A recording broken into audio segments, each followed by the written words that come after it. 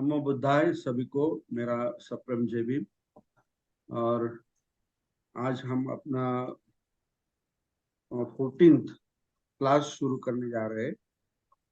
तो अभी हम इसके पहले जो भी हमने पढ़ा है वो थोड़ा मैं रिवीजन कर रहा हूँ, क्योंकि आज इसके पहले का जो क्लास था उसमें हमने अकारांत शब्द जो होते हैं उसके डिक्लेंशन मतलब विभक्ति हमने विभक्ति के जो प्रत्यय होते हैं वो हमने देखे हैं।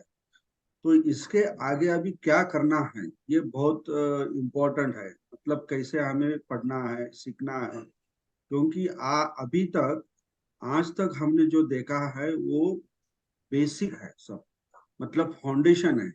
इसके आधार पर ही हम अभी आगे पढ़ने वाले हैं। तो जब तक ये जो बेसिक जो है फाउंडेशन जो है मूल जो अभ्यास है वो जब तक आपका पूरा नहीं हो जाता तब तक आपको आगे समझने में कठिनाई होगी। तो मैं इसीलिए मैं थोड़ा रिवीजन करने की कोशिश कर रहा हूँ। तो हमने पहले शुरुआत में हमने वर्णमाला सीखा। उसमें हमने जो स्वर होते हैं और जो व्यंजन होते हैं कितने होते हैं, 8 स्वर और व्यंजन व्यंजन जो है वो हमने देखे, 33 व्यंजन देखे। और उसके साथ उसका जो वर्गीय जो पैटर्न है वो भी हमने देखा। तो उसमें वर्गीय पैटर्न मतलब क वर्ग च वर्ग ऐसा जो है देखा हमने। और उसी के साथ जो निगहित के जो शब्द होते हैं मतलब जोड़ शब्द होते हैं तो वो भी हमने सीखे। उसके बाद हमने क्रियापद सीखे। तो क्रियापद में हमने सबसे पहले प्रथम पुरुष, उत्तम पुरुष, प्रथम पुरुष, मध्यम पुरुष और उत्तम पुरुष, ये पुरुष हमने सीखे। क्योंकि क्रियापद के लिए ये पुरुष जो है वो बहुत ही आवश्यक है समझने के लिए। तो इसलिए हमने पुरुष मतलब प्रथम पुरुष की जो हमारे मेरे सामने नहीं है, वो दूर कहीं है, अदृश्य है, मैं उसे देख नहीं सकता, ऐसे व्यक्ति के लिए हम प्रथम पुरुष के जो प्रत्यय होते हैं वो इस्तेमाल करते हैं। मध्यम के लिए जो हमारे सामने बैठा है उसके लिए जो प्रत्यय होते हैं वर्तमान काल के वो हम इस्तेमाल करते हैं।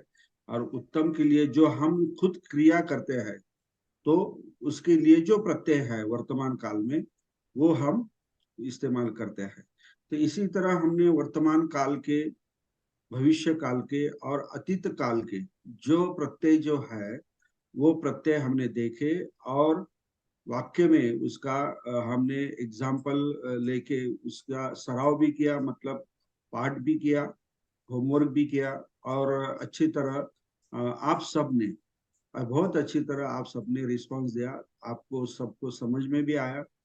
इसी तरह मूड्स जो है क्रियापद के बाद मूड्स जो है तो वो हमने देखे। उसमें सिर्फ हमने ये जो विद्यार्थ होता है वही सीखा है, मतलब उसके जो प्रत्यय है ए एय एयुम ऐसे जो प्रत्यय है वही सीखा है। उसके बाद हमें आज्ञार्थ सीखना है।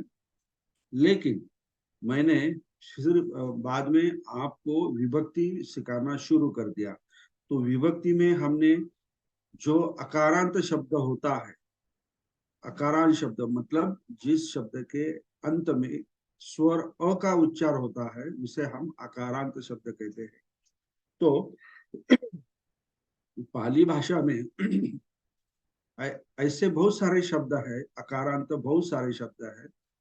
तो वो शब्द अगर वाक्य में आए तो उनका अलग अलग विभक्ति में, अलग अलग विभक्ति में जो प्रत्यय होते हैं वो लगने से उसका अर्थ कैसा चेंज हो जाता है ये हमने विभक्ति के द्वारा सीखा। मतलब प्रथमा विभक्ति से लेकर सप्तमी विभक्ति तक हमने सीखा। और विभक्ति के जो अर्थ होते हैं मतलब मीनिंग जो होते हैं वो भी हमने सीखे। तो मीनिंग जो है वो तो जो हमने पढ़े हैं सीखे हैं वो तो हमेशा के लिए, हमें कहीं भी किसी भी वक्त कहाँ भी अगर विभक्ति का विषय आए तो वो रिस्पेक्टिव विभक्ति का वही रहेगा, वो कहीं चेंज नहीं होगा। मतलब प्रथमा का विभक्ति का आप नाउन का डिक्लेरेशन कर रहे हैं तो नाउन का डिक्लेरेशन करें तो भी उसका वही मीनिंग रहेगा, अर्थ रहेगा। या सर्वनाम का कर रहे हैं तो भी उसका वही मीनिंग वही अर्थ रहेगा। या जो विशेषण है, एडजेक्टिव है, तो भी उसका वही मीनिंग रहेगा, अर्थ रहेगा। द्वितीय का भी वैसे ही सेम रहेगा। तो उसमें कोई चेंज नहीं होता है विभक्ति के अर्थ में। लेकिन विभक्ति के जो प्रत्यय होते हैं वो मात्र हमेशा चेंज होते हैं। आणि और वो कैसे चेंज होते हैं कि वो ये स्वरांत शब्द जो है, मतलब शब्द का जो स्वर होता है अंत का, उसके हिसाब से वो प्रत्यय चेंज होते हैं।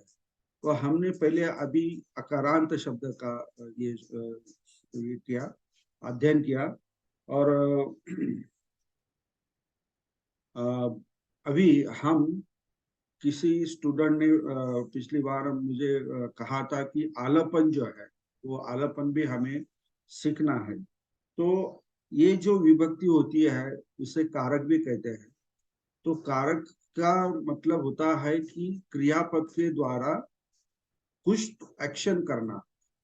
तो ये जो 7 विभक्ति है वो उसमें बैठते हैं तो उसे कारक कहते हैं या विभक्ति कहते हैं। लेकिन जो आलापन जो है एट उसको केस या डिक्लेरेशन नहीं कह सकते, हम विभक्ति नहीं कह सकते, लेकिन उसे हम आलापन कहेंगे। तो जो आलापन है तो हर एक शब्द का आलापन जो है मतलब संबोधन। आलापन का मतलब होता है संबोधन। मतलब हम किसी व्यक्ति को संबोधित कर रहे हैं, मतलब उससे बुला रहे हैं, कॉल कर रहे हैं, या उसके साथ बोल रहे हैं।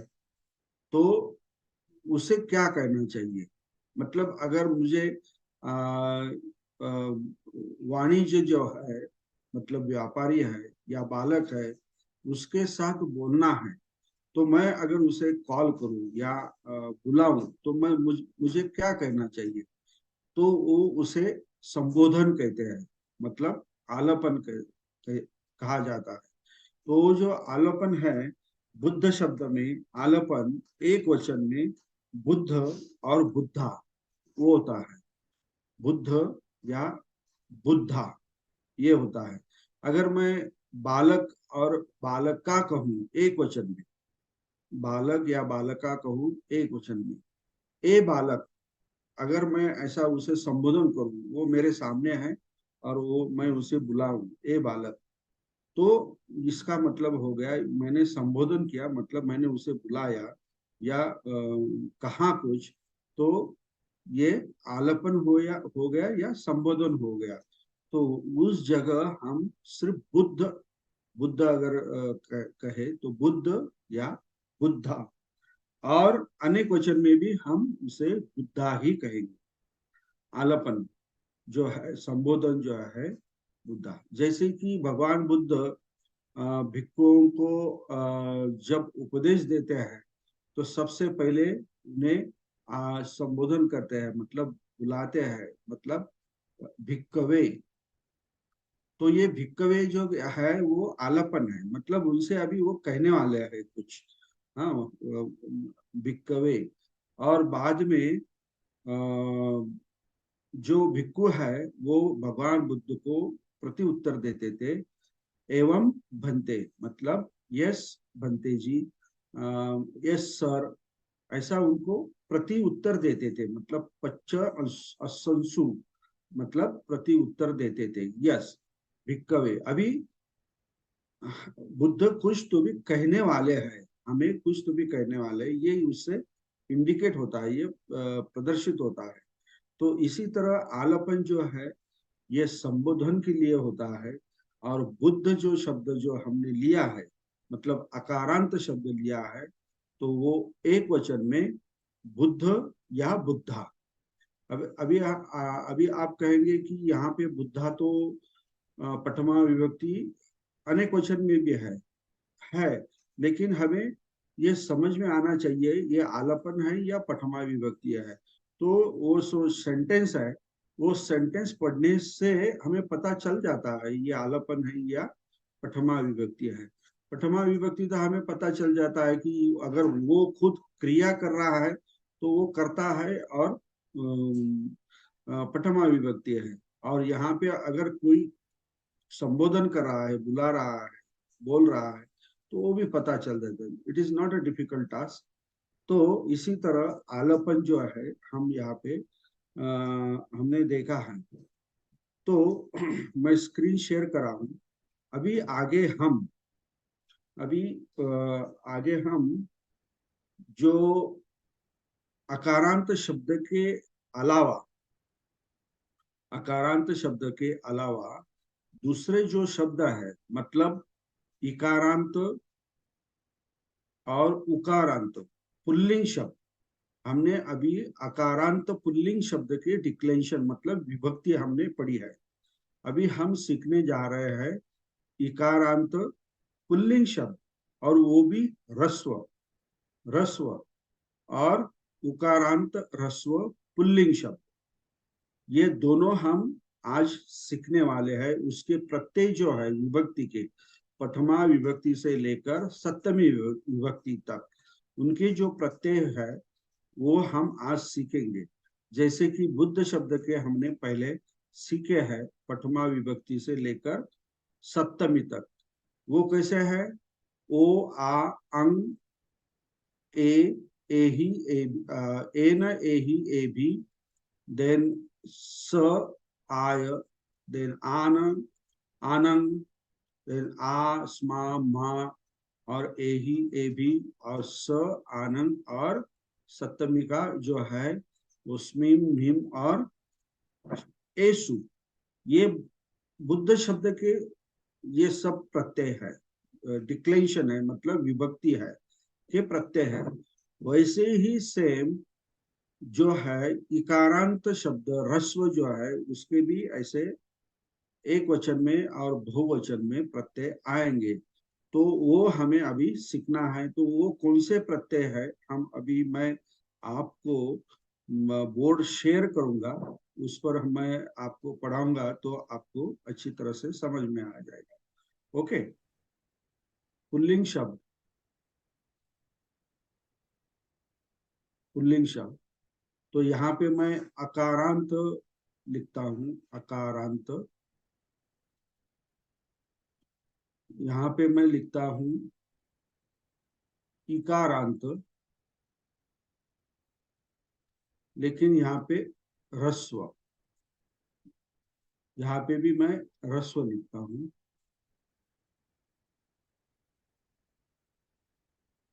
और यहाँ पे मैं उकारांत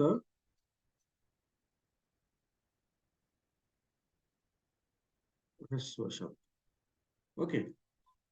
तो अकारांत जो शब्द है ह्रस्व, वो है ओ। अब शब्द जो है वो क्या है? बुद्ध। हमने एग्जाम्पल के तौर पर बुद्ध शब्द लिया है, क्योंकि शुरुआत हम बुद्ध से कर रहे हैं। और ये बुद्ध शब्द जो है अकारांत शब्द की जो डिक्लेंशन है वो आगे भी बहुत सारे स्थानों पर आपको उसकी बहुत सारी मदद होगी, क्योंकि उसके आधार पर दूसरे शब्द दूसरे विशेषण सर्वनाम के भी डिक्लेंशन या विभक्ति उसके आधार पर ही है। तो आपको सबको कंपलसरी ये बुद्ध शब्द की जो डिक्लेंशन है प्रथमा से सप्तमी तक, मतलब विभक्ति या प्रत्यय है, वो तो आपको रिसाइड करना है, पाठ ही करना है। मतलब कहाँ भी कहीं भी अगर आपको पूछे कि अकारांत शब्द का पंचमी का ये प्रत्यय बताइए, तो आपको छठ से आपको वो आना चाहिए, इतना उसका आपने मुखदगत करना है उसको। तो ये बुद्ध शब्द है और ये पुल्लिंग शब्द है। तो इकारांत ह्रस्व जो शब्द है वो मुनि है, और उकारांत शब्द हम भिक्खु शब्द लेंगे। हाँ, ये मुनि शब्द और भिक्खु शब्द। अभी ये उकारांत का क्यों कहा है कि ये ह्रस्व ऊ यहाँ पे उसको जोड़ दिया है, भिक्ख प्लस ऊ। ये तो आपको मैंने पढ़ाया है, ये तो आपको मालूम। भिक्खु और मुनि का ई यहाँ पे लास्ट स्वर है, वो आता है, इसलिए हम इसे इकारांत कहते हैं। लेकिन दोनों की जो ये वेलांटी है और इसका उकार जो है ये क्या है, ह्रस्व है। ये ख्याल में रखना है आपको। तो अभी हमने बुद्ध बुद्ध बुद्ध शब्द का जो पठमा, द्वितीया, तृतीया, चतुर्थी, पंचमी, छठी और सप्तमी। तो यहाँ पे मैं पहले एक वचन लूंगा, बाद में अनेक वचन। यहाँ पे हमने ओ लिया और आ लिया, ओ एक वचन और आ अनेक वचन। तो वैसे ही मुनि का जो है पठमा एक वचन, तो वो है मुनि, मुनि और मुन यो। अभी यहाँ पे देखिए,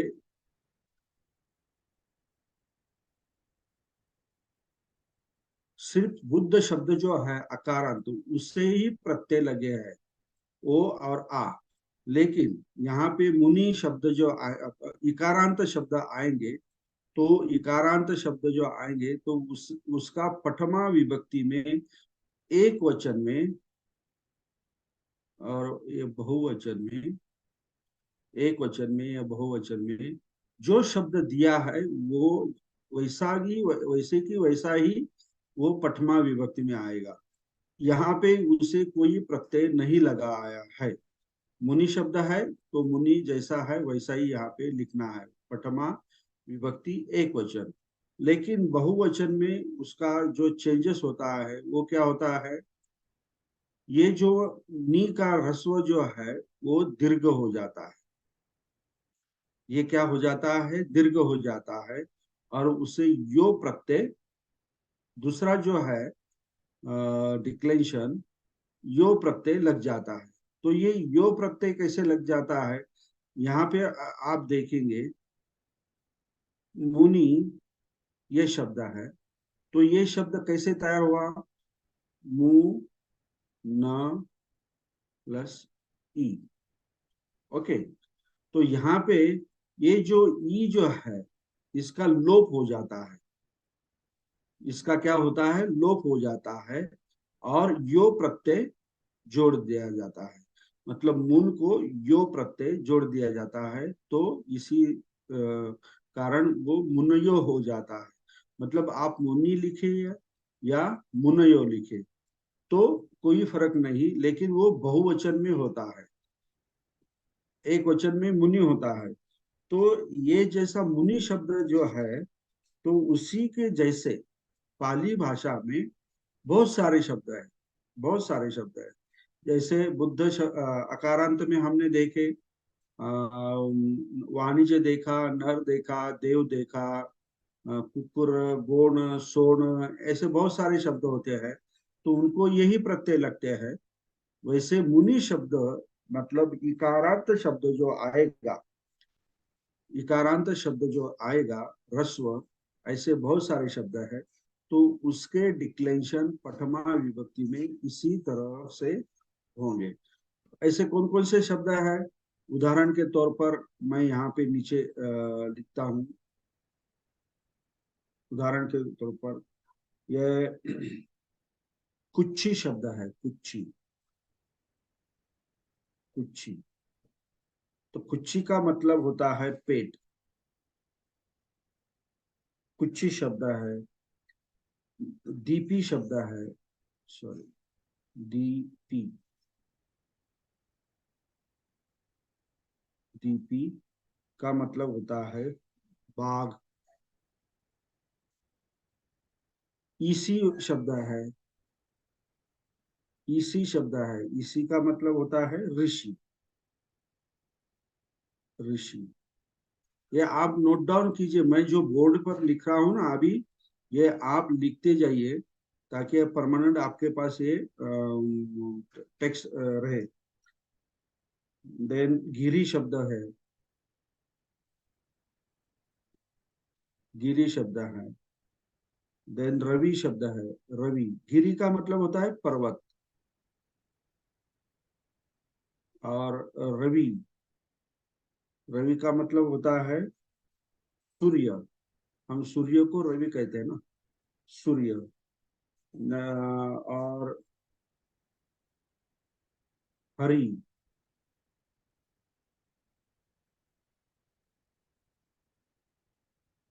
और अरि, पति, गहपति, पति गहपति। बलि, बलि भी शब्द है, आप जानते हो बलि। और व्याधि, व्याधि, व्याधि। देन मुट्ठी। ये सारे शब्द क्या क्या है, कौन से है? रस्व इकारांत शब्द है, रस्व इकारांत शब्द है। तो ये जो शब्द है, तो इसके डिक्लेंशन मतलब विभक्ति हमको अभी चलाना है। तो ये मुनि शब्द के जैसे हमको चलाना है, इसलिए हमने एग्जाम्पल के तौर पर रस्व इकारांत मुनि शब्द दिया है। तो ये सब शब्द जो है ये क्या है? पुल्लिंग शब्द है, मस्कुलाइन शब्द है। तो यहाँ पे मैंने मुनि जो शब्द है जैसा था दिया हुआ है वैसा ही लिखा, और बहुवचन में वो नी का जो ह्रस्व विलांटी था वो दीर्घ कर दिया, और यो प्रत्यय लगा दिया। लेकिन यो प्रत्यय लगाने से पहले ई स्वर जो है उसका अंत का, उसका क्या हुआ? लोप हो गया, तो वो मुनयो हो गया, मतलब अनेक वचन में हो गया। तो यहाँ पे मुनि, अगर हम यहाँ पे एग्जाम्पल के तौर पर देखेंगे, तो हम यहाँ पे ऐसा लिख सकते हैं, मुनि पब्बतंग वसति। ओके, मुनि पब्बतंग वसति। ओके, तो यहाँ इसका मतलब क्या हुआ? एक मुनि पब्बते, पब्बतंग में पब्बते वसति मतलब पर्वत पर रहता है। अभी ये पब्बते जो है, ये पब्बत जो है, ये अकारांत शब्द है, ये अकारांत शब्द है, अकारांत। और इसे ए प्रत्यय लग गया तो ये पब्बते हो गया, मतलब सप्तमी का इसका मीनिंग इसे लग जाएगा, मतलब पर्वत पर। तो ये आपको अभी ध्यान में रखना है, जिस जिस जगह अकारांत शब्द आएगा वहां पे कौन सी विभक्ति लगी है और कौन सा प्रत्यय लगा है, ये भी आपको ध्यान में रखना चाहिए या रखना पड़ेगा। अभी आप धीरे धीरे ये जो गंभीर जो है ना वो व्याकरण वो आप पढ़ रहे हैं, तो पीछे जो पहले सिखाया हुआ है उसको भूलना नहीं है आपको। तो मुनि पब्बते वसति, तो इसका मीनिंग हो गया मुनि पर्वत पर रहता है, एक वचन। ओके, अगर मुझे अनेक मुनि कहना है, मतलब बहुत सारे मुनि जो है तो वो कहना है, तो मैं यहाँ पे ये मुनि ऐसा नहीं लिखूंगा, तो मुनि ये इधर बहुवचन में दिया है उसी तरह लिखूंगा। तो मैं ऐसा लिखूंगा, मुनि या मु न यो पब्बते वसंती। अभी मैंने वसंती क्यों लिखा? क्योंकि हमारा कर्ता जो है ये अनेक वचन में है, और कर्ता का और क्रियापद का ये जोड़ी जो है, हम मैंने आपको बहुत सा बार बताया है कि ये एक वचन में है कर्ता, तो क्रियापद भी एक वचन में होना चाहिए।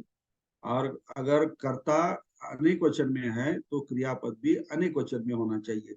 इसमें कोई भी मिस्टेक, गलती ये माफ नहीं है। ये अगर आपको समझ में नहीं आया तो आप पाली नहीं सीख सकते या आगे बढ़ नहीं सकते। तो ये आप लिख लीजिए, कर्ता अगर एक वचन में है तो क्रियापद भी एक वचन में ही रहना चाहिए।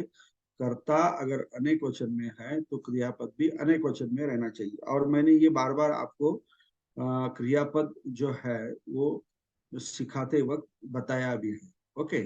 मुनि मुनयो पब्बते वसंती, मतलब अनेक मुनि, बहुत सारे मुनि पर्वत पर रहते हैं, रहते हैं, ये इसका ऐसा मीनिंग हो गया।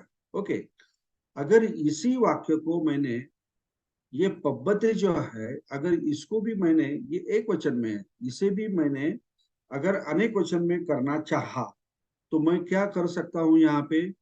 ये पब्बत अकारांत शब्द है और सप्तमी में है एक वचन का, तो मैं सप्तमी में अनेक वचन का अकारांत शब्द का कौन सा प्रत्यय है? एसु प्रत्यय है। तो मैं यहाँ पे पब्बत को एसु लगा दूंगा प्रत्यय। तो वो क्या होगा? मुनि या मुनयो पब्बतेसु। यहाँ पे मैंने एसु लगा दिया, पब्बत प्लस एसु प्रत्यय लगा दिया, सप्तमी का, वसंती। अभी इस शब्द वाक्य का अर्थ क्या हुआ? बहुत सारे मुनि, ये तो कर्ता हो गया क्योंकि रहने की क्रिया वो कर रहे हैं।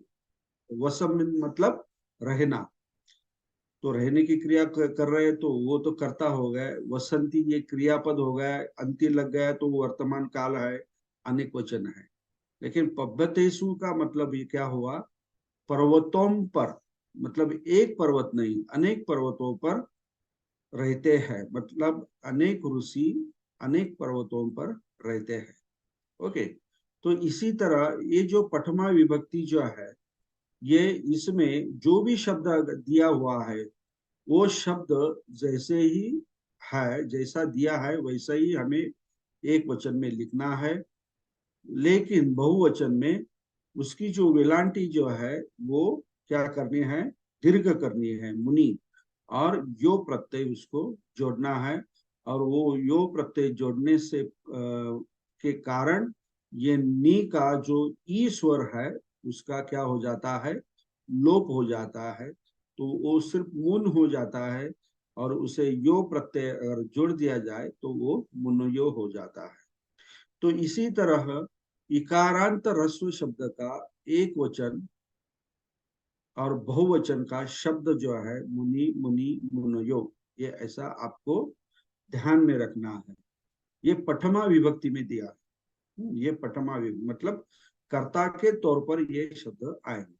और फिर अभी हम दूसरा द्वितीय विभक्ति में जाएंगे। इकारांत ह्रस्व जो है इसमें हम द्वितीय विभक्ति में जाएंगे।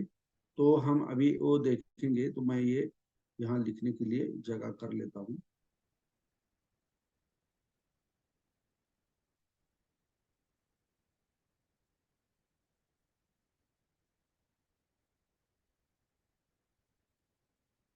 ये मैं कट ही कर देता हूँ, ये बाद में लिख।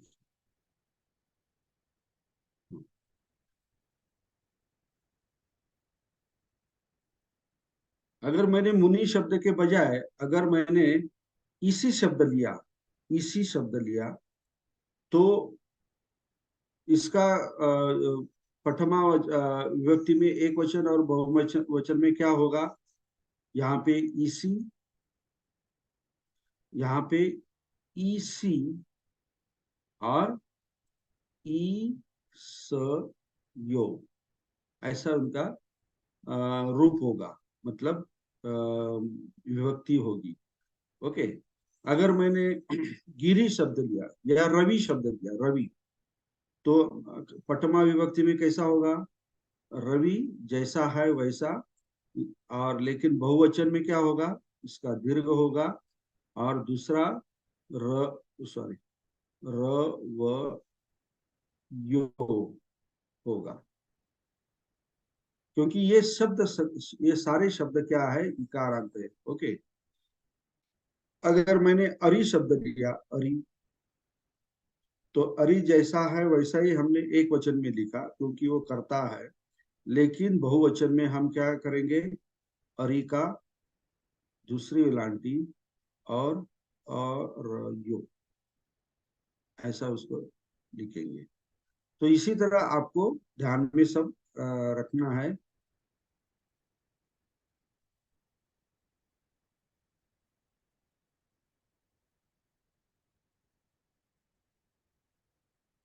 ओके।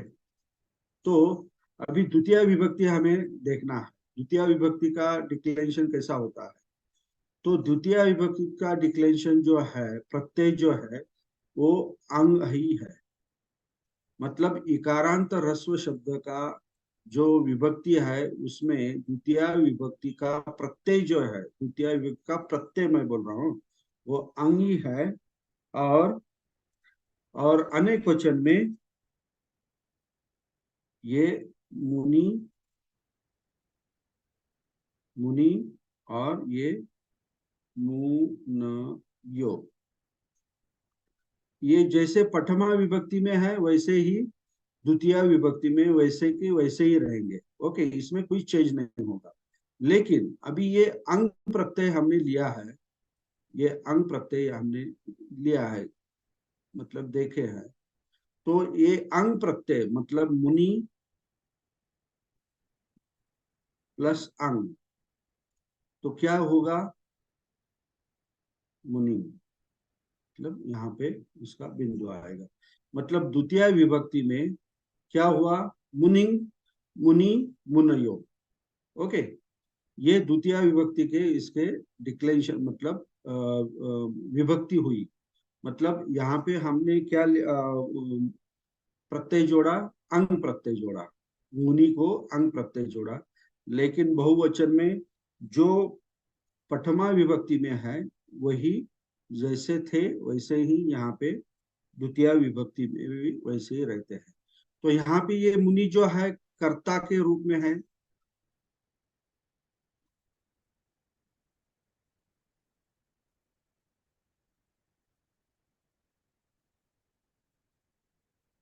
हेलो।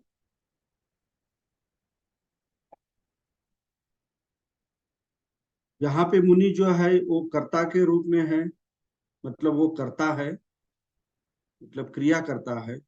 लेकिन यहाँ कम्म है तो वो क्या है? उस पर क्रिया कर रही, हो रही है, मतलब ये कम्मा है।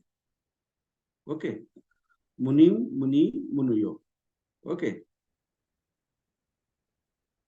अभी ये जो द्वितीय विभक्ति है उसका अगर हम एग्जाम्पल देखें तो कैसा हो सकता है? तो हम यहाँ पे देखेंगे, बालक को मुनिम भोजनं देती, ये ऐसा है। अभी यहाँ पे देखिए, मुनि जो मैंने लिखा है, तो ये कौन से विभक्ति में है? द्वितीय विभक्ति में। मतलब मुनि पर क्रिया हो रही है, मतलब बालक, ये तो कर्ता हो गया, ये अकारांत शब्द है तो ओ प्रत्यय लग गया प्रथमा विभक्ति कर्ता के रूप में।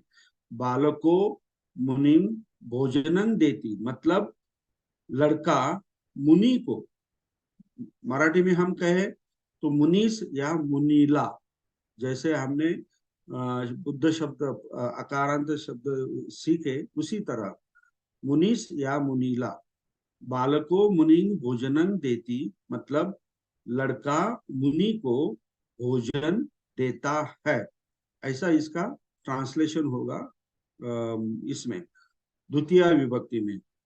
अगर यही हमें बहुवचन करना है तो क्या होगा, बालको मुनि। अभी यहाँ देखिए मैंने मुनि कैसा लिखा, दीर्घ लिखा, या मुनयो, ये द्वितीय विभक्ति में है अनेक वचन में। मुनयो भोजनं देती, ये अनेक वचन में द्वितीय विभक्ति, मतलब एक बालक अनेक मुनियों को भोजन देता है। इसका ट्रांसलेशन क्या होगा, एक बालक अनेक मुनियों को भोजन देता है। अगर यही वाक्य मैं पूरा बिल्कुल अनेक वचन में कर दूं तो क्या होगा, बालका मुनि या मुनयो भोजनानि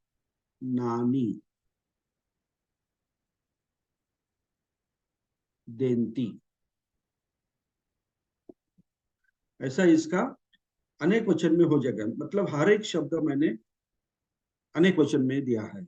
उदाहरण के तौर पर, मतलब अनेक बालक अनेक मुनियों को बहुत सारा भोजन देते हैं, ऐसा इसका मीनिंग हो जाएगा।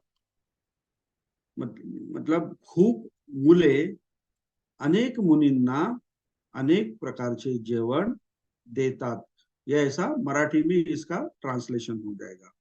तो इसी तरह द्वितीय विभक्ति में हम प्रत्यय जो देखते हैं तो वो क्या है, इकारांत शब्द के रूप में अंग प्रत्यय है, लेकिन बहुवचन में मुनि मुनयो वो जो प्रथमा विभक्ति के जो है रूप वैसे के वैसे ही रहेंगे। ओके, ये आपको समझ में आया है। द्वितीय विभक्ति यहाँ पे सिर्फ अंग प्रत्यय है, बाकी दूसरा यहाँ पे यो प्रत्यय है। हाँ बोला जेठे जी। हाँ जेठी जी अनम्यूट हो योर हो हो सेल्फ। सर, हां सर, जयवीर सर. हाँ जी। सर, द्वितीय अनेक वचनामध्ये आपण जो भोजनाचा अनेक वचन भोजनाणी केलेलं आहे, ते थोडं समजावून सर. ते नाणी शब्द हाँ कसा आहे, हे आपला हे प्रत्यय हे कुठून जे आलं? आहे ना, हे नपुसक लिंग मध्ये आहे, तर आपलं नपुसक लिंग घ्यायचं बाकी आहे। आता हां हा हां, बरोबर भोजन सर. आणि ते अजून आपण अनेक शिकलो नाही वचन, म्हणून ते शंका आली सर. हा अनेक वचन आहे नपुसक लिंगचा, तर ते हं, आपण शिकणार आहोत पुल्लिंग ठीक आहे सर. शब्दानंतर आपण तेच करणार। Okay, okay okay sir, okay. अजून कोणाला काही शंका आहे? दोन जण कोणी हात वर केले, याच्यामध्ये कोणाला काही शंका असेल तर विचारून घ्या, म्हणजे मी if any one have a doubt, आशा माने।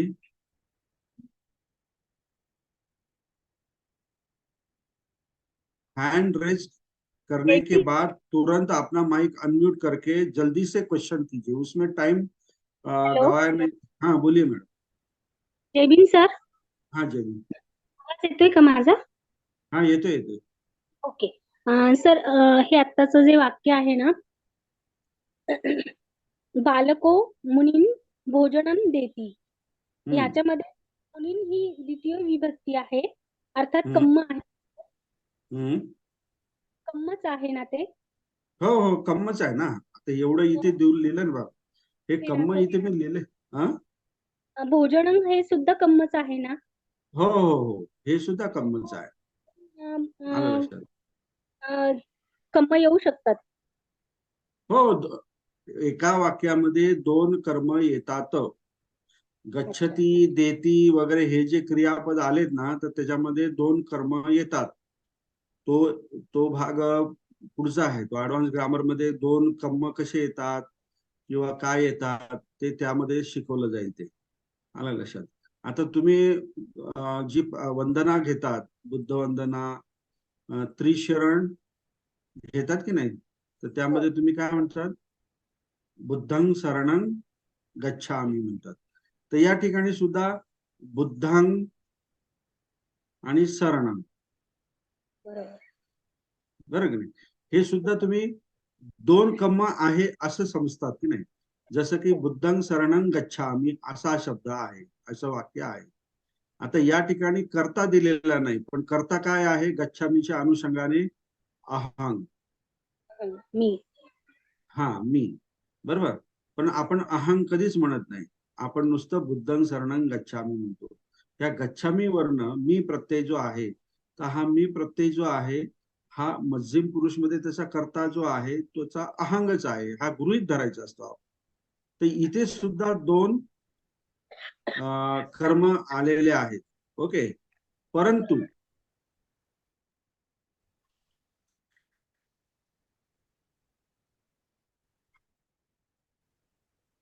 बुद्धं हा जो पहिला जो कर्म जो आहे हा काय आहे? प्रायमरी म्हणजे प्रमुख प्रायमरी कर्म आहे. आणि दुसरा जो आहे हा सेकंडरी म्हणजेच काय, दुय्यम दुय्यम कर्म. असे दोन कर्म एका वाक्यामध्ये येऊ शकतात. आणि याचं जे व्याकरण आहे आता ते बरंच पुढे मोठं आहे, ते मी तुम्हाला आता सांगितलं तर तुमचा वेळ जाईल त्याच्यामध्ये. तर या ठिकाणी फक्त लक्षात घ्या, बालको मुनी भोजनं देती. ओके. तर या ठिकाणी हा जो भोजनं शब्द जो आहे ना, हा भोजनं शब्द कर्म म्हणून नाही आलेला. हा प्रथमा विभक्ती एक वचन नपुंसकलिंग मध्ये आहे. भोजन, ते भोजन. आलं लक्षात? तर असे जे काही शब्द येतील ते भोजनानी वगैरे हे नपुंसकलिंग मध्ये आहेत. तर ते आपण बघूया काय आहे ते. आणि प्रथमा विभक्तीचा अर्थ नुसताच करता नाही, तर अनेक प्रकारे सुद्धा तो त्याचा उपयोग केला जातो. त्याचं डिटेल जे आहे ते आपण हे मुनीचं संपल्यानंतर मग तुम्हाला मी ते सांगेन. आता फक्त मुनीचे जे काही प्रत्यय जे मी तुम्हाला शिकवतो त्या अनुषंगानेच फक्त तुम्ही लक्ष द्या. बाकीच्या शब्दांकडे तुम्ही लक्ष देऊ नका आणि त्याच्याबद्दल शंकाही विचारू नका, कारण मला माहिती तुम्हाला मी काय शिकवलंय आणि काय नाही शिकवलंय. आणि जे शिकवलं नाही ते मी पुढे शिकवणारच आहे, त्याचं एक्सप्लेनेशन मी देणारच आहे. त्यामुळे काय होतंय की हे बाकीचे जे काही आपलं रुटीन जो शिकत आहोत आपण आता त्याच्यामध्ये व्यत्यय होतो. ओके. हा, बालका मुनी हा बोला. काय हा आहे बोला. सर? हा, व्याकरणाचा शेवटचा शब्द काय आहे? तिथे कुठला? अनेक शब्द त्याला खाली. बली तो बली. हेही. बली बली. बली. बली. तर दिसत नाहीये स्पष्ट सर ते. हा, तुमचं पुढे मागे खालवर स्क्रीन करा किंवा मोठा छोटा करा स्क्रीन, तुम्हाला दिसेल तो. ओके. बली आहे तो शब्द. तर अशा प्रकारे बालका मुनी मुनयो भोजनानी देती म्हणजेच काय, अनेक मुले अनेक मुनींसाठी आपलं सॉरी मुनींना भोजन भोजन म्हणजे वेगवेगळ्या प्रकारचे भोजन देतात असा त्याचा अर्थ होईल.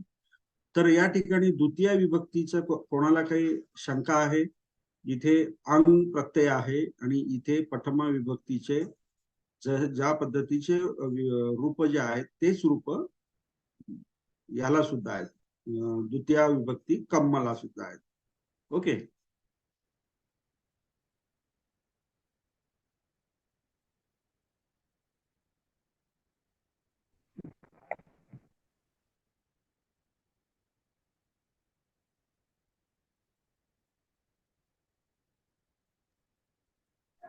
हॅलो. हा बोला. हा सर, जय भीम. सर, मला एक विचारायचं होतं. हे हा, द्वितीय विभक्तीमध्ये जे मुनी आणि मुनयो, जे हा, मुनयो होतं सर, हा. आणि पठमामध्ये पण मुनयो झालेला आहे. तर आपला हा जो शब्द जो आहे हा मुनी आहे ना सर? कुठला शब्द? तर, मला मुनी नाही. मुनी नाही का? हा, ते हा, अनेक हा. वचन मध्ये, हा, अनेक वचन मध्ये मुनी शब्द आहे. अनेक वचन मध्ये जे आपण मुनयो, त्याचा हा, जो मुनयो झालेला आहे सर, तर मूळ मूळ शब्द हा मुनी आहे ना सर? तोच असणार ना मॅडम, दुसरा कुठला असणार? मी तुम्हाला एवढं डिटेल समजून सांगितलं की त्या मुनय मला शब्दाचं मी इथे मुन असं, कसा हे बघा हा मुन अधिक यो हा म्हणजे ऐका, आता मी जे सांगतो ते ऐकून घ्या. मुनी हम्म, अधिक मुनी अधिक यो असा आहे, बरोबर. परंतु हा जो नी जो आहे, हा नी आहे, त्याचा जो ई जो आहे स्वर, त्याचा काय होतो, लोप होतो. नीचा ईचा स्वर लोप झाल्यानंतर तो फक्त न राहतो आणि त्याला हा य जोडला जातो, यो जोडला जातो, म्हणून तो मुनयो असा शब्द तयार होतो. तर त्याचा मूळ शब्द जो आहे तो मुनीचा आहे. दुसरा हम्म, शब्द कोणता येऊ शकतो, दुसरा येण्याचा काही विशेष नाही ना. ठीक आहे सर, धन्यवाद सर. ओके.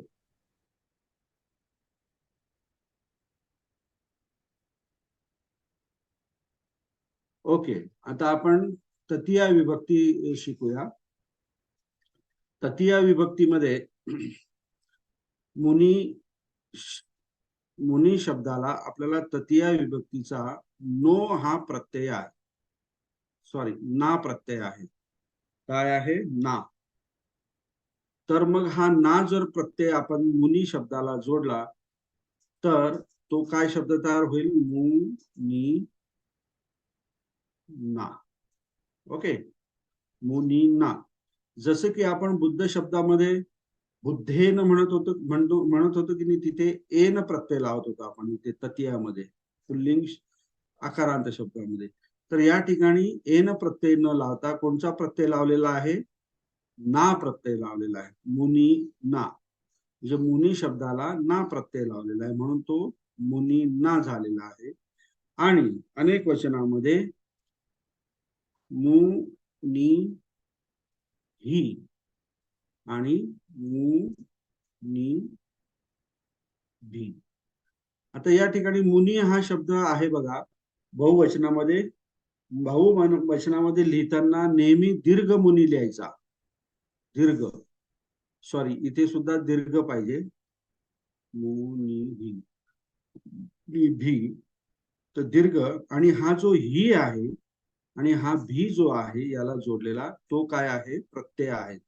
म्हणजेच काय, तृतीय विभक्तीमध्ये इकारांत शब्दाचे जे इकारांत ह्रस्व शब्दाचे तृतीय विभक्तीतील प्रत्यय काय आहे, ना. आणि ना हा एक वचनामध्ये आणि बहुवचनामध्ये काय, ही आणि भी.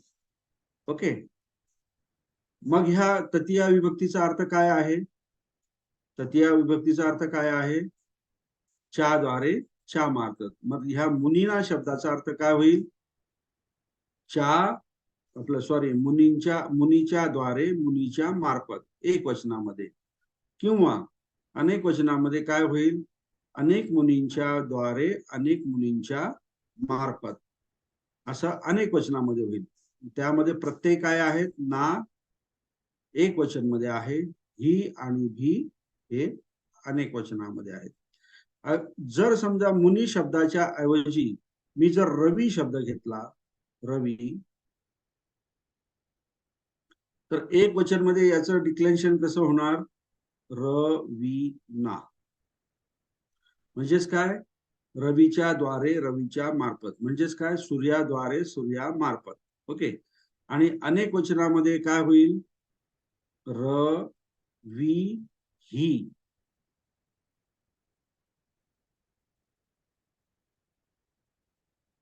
आणि रवी भी. आता इथे ही आणि भी मी प्रत्यय लावलेला बघ, ही आणि भी प्रत्यय लावलेला. ओके, या ठिकाणी जर समजा गिरी शब्द जर घेतला मी, गिरी, तर काय होईल, रवीना म्हणजे काय, रवीच्या द्वारे, रवीच्या मार्फत. इथे गिरी म्हणजे काय, पर्वत. मग इथे काय होईल, गिरी ना, अनेक वचनामध्ये काय होईल, गिरी ही, सॉरी हा दीर्घ पाहिजे इथे, गिरी ही, गिरी री भी. इथे ही आणि भी प्रत्यय लागलेला आहे. दोघांपैकी कोणताही आप दोनों में से एक कौन सा भी प्रत्यय यहाँ पे लगा सकते हो. दोनों का मीनिंग अर्थ जो है एक ही होता है. ये गिरी नाम का मतलब हो जाता है पर्वत के द्वारे और पर्वत के मार्फत, मतलब उसके द्वारा. और अनेक वचन में अनेक पर्वतों के द्वारा, ऐसा इसका मतलब हो जाएगा. रवि का अगर हमने देखा तो रवि का मतलब होता है सूर्य, और सूर्य के द्वारा और अनेक सूर्यों के द्वारा. यहाँ पे मुनि ना मैंने लिखा है तो एक मुनि के द्वारा, और मुनि ही मुनि भी कहे तो अनेक मुनि के द्वारा, ऐसा इसका मीनिंग हो जाएगा. मतलब विभक्ति की जो प्रत्यय होते हैं वो चेंज नहीं होते. सिर्फ क्या होता है,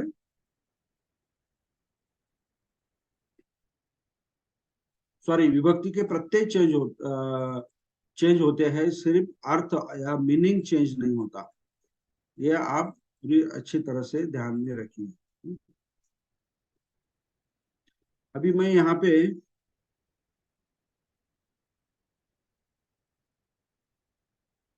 जो मैं प्रत्यय लिख रहा हूँ वो यहाँ पे मैं लिखता हूँ. ये डैश मतलब ये मुनि जैसा है वैसा ही है.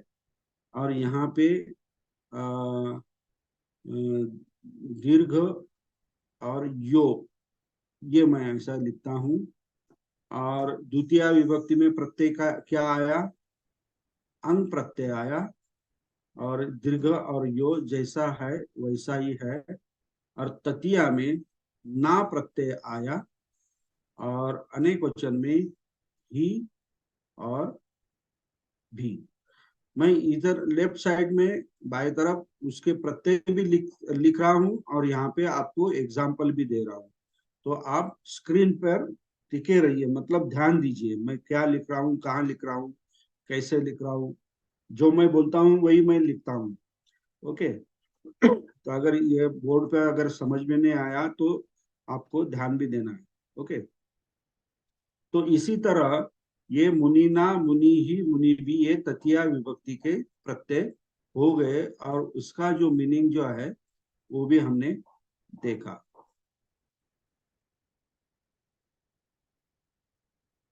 अभी इसका एग्जाम्पल हम अगर ले तो क्या कैसा हो सकता है.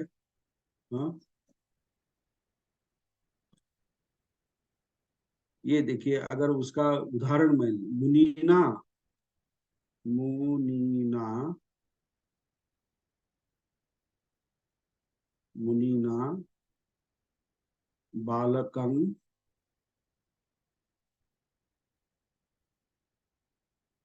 धम्मं देशयति. ओके. देशयति, मुनिना बालकं धम्मं देशयति, मतलब मुनि के द्वारा बालक को धर्म दिया जाता है. ये मैंने पैसिव में लिखा है, ये मैंने पैसिव में लिखा है देशयति. यह डाल दिया तो पैसिव हो जाता है. मतलब दिया जाता है, किया जाता है, लिया जाता है. ये जो कंस्ट्रक्शन है उसके उसी के लिए ये डाल दिया जाता है. मैंने सिर्फ देशयति नहीं लिखा क्योंकि ये किसके द्वारा दिया जाता है, ऐसा ये कंस्ट्रक्शन है. तो मुनीना बालकं धम्मं देशयति, मतलब मुनि के द्वारा, एक मुनि के द्वारा बालक को धर्म दिया जाता है. अगर अनेक वचन में किया जाए तो मुनि ही, अभी मैं दीर्घ लिखूंगा यहाँ पे, मुनि ही या मुनि भी बालकं धम्मं. अभी यहाँ पे अनेक वचन में है ना, अभी मुनि ही, मुनि भी, तो ये हमारा जो क्रियापद है ये वो भी चेंज हो जाएगा. देशे यंती. ओके. मतलब अनेक मुनि के द्वारा बालक को धर्म दिया जाता है, ऐसा इसका ट्रांसलेशन होगा. ओके.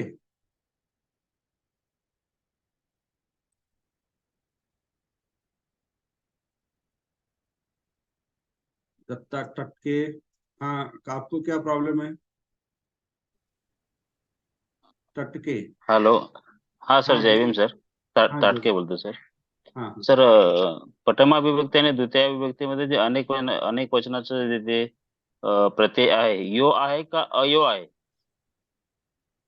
अरे कितने तुमचं लक्ष नसतं का? मी अयो कधीच म्हटलो नाही. आलं लक्षात? मग ते जो प्रत्यय आहे, नाही, जो प्रत्यय यो आहे. आहे का? तर मग ते हा मुनियो असायला पाहिजे ना. मग ते मुनियो व्हायला पाहिजे ना. अयो असेल तर मुनयो होतो, अयो असेल तर मुनयो होतो, आणि अयो नसेल तर मुनियो होतो, असं म्हणतो सर. मी हा जो मुनयो शब्द कसा आला हे मी 2 वेळा सांगितलं. मी 2 वेळा अयो नाही ना या सर ते. ऐका, मी दोन हा वेळा सर. सांगितलं बरं का. पहिल्यांदाही सांगितलं, नंतर कोणत्या तरी मॅडमनी ह्या योच्या संदर्भात विचारलं तर तोही मी सांगितला. म्हणजे याचा अर्थ अच्छा. तुमचं लक्ष नाहीये. आलं लक्षात? हा मुनयो शब्द कसा आला हे मी 2 वेळा सांगितलं. याचा अर्थ तुमचं लक्ष नाहीये. आणि जर प्रत्येक 100 विद्यार्थ्यांनी जर मला जर तेच गोष्ट विचारली तर आय कांट टेल. आलं लक्षात? मी हे एवढं नाही सांगू शकत. Okay sir. हा जर जर समजा ते मी सांगितलेलंच नाहीये आणि तुमचं जर क्वेश्चन असेल तर ते साहजिकच आहे. It is my duty to say you. आलं लक्षात? परंतु मुनयो हा शब्द कसा आलेला आहे कोण सांगू शकतं? कोण सांगू शकतं? एखादा स्टुडंट? हा माधुरी मॅडम सांगा बरं. छान. हा तिथे जी सांगा. वेलांटी दिली आहे हा त्याचा लोप अच्छा. होऊन, म्हणजे हा जी वेलांटी दिली आहे ना, नी आला तो काढून टाकायचा आणि यो प्रत्यय लावायचा. मग मुनीचं मु आणि न येतं आणि त्याला हा प्रत्यय यो लावला म्हणून तो हा मु न यो झाला. हा. आता हे आलं माधुरी आलं लक्षात. मॅडमला माहिती आहे. त्यांना नाही माहिती नाही, आहे. त्यांनी लक्षात ऐकलं. आलं सर माझ्या. आता मुन प्लस ई केलेलं ना आपण, ई चालू होते आणि योल प्रत्यय लागतं. Okay sir. हा मग मग हे तुम्ही ऐकलं नाही का? लक्षात नाही आलं सर ते. हा नाही ओके, ठीक आहे. Thank you sir. लक्षात आलं नसेल तर काही नाही. पण तुम्ही माझ्या प्रत्येक शब्दाकडे लक्ष ठेवा. म्हणजे पाली हो. भाषा खूप खूप गंभीर आहे आणि शिकण्यासाठी आपली सती जी आहे ना ती खूप लक्षात ठेवावी लागते. त्याच्यामुळे जे शिकवलेलं आहे ते नीट ऐका. जर शिकवलं नसेल तर तुम्ही त्याबद्दल विचारा. नो डाऊट, मी इथे ओके बसलेलो ओके, आहे. Thank you. Okay. Thank you sir, thank you. Okay sir, thank you.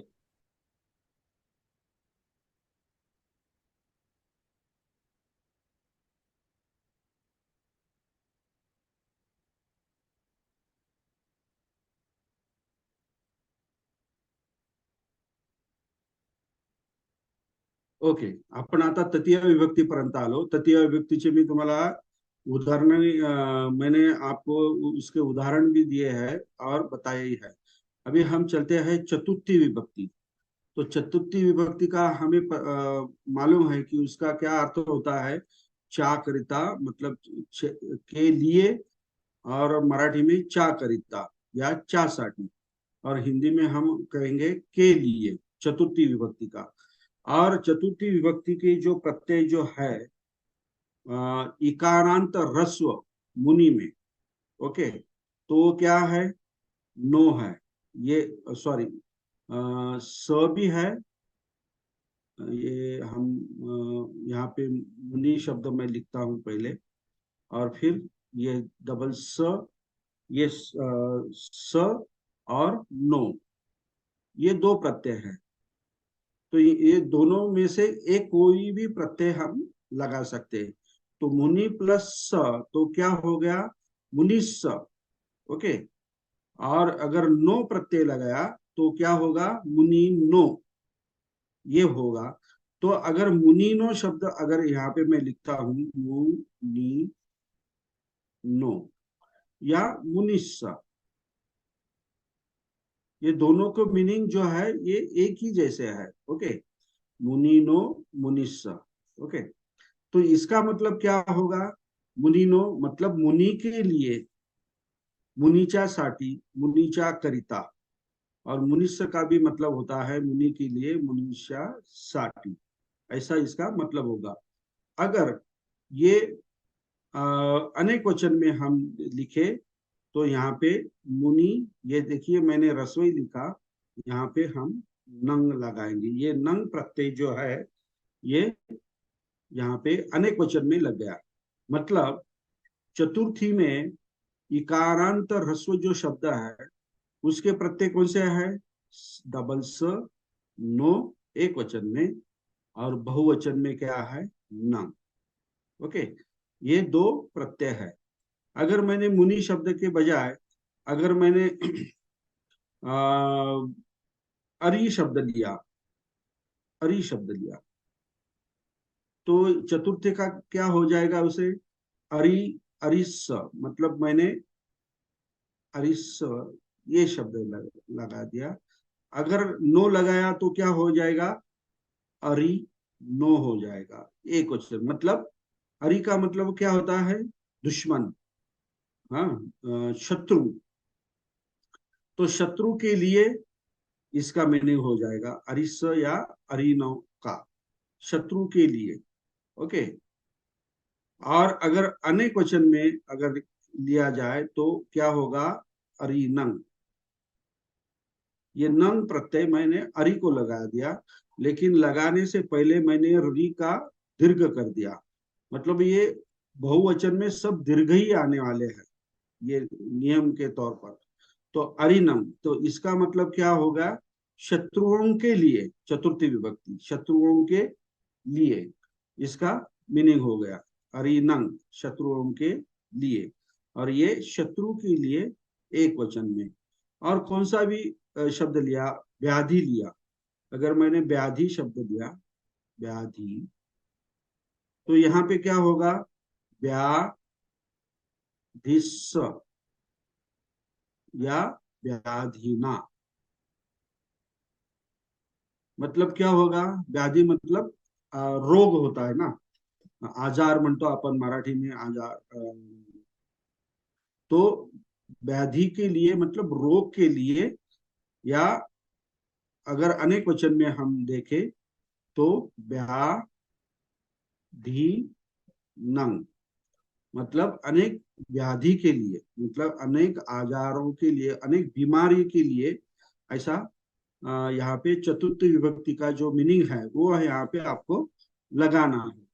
Okay, अगर इसको हमें, इसका हमें एग्जाम्पल लेना है तो क्या एग्जाम्पल, कैसा एग्जाम्पल होगा?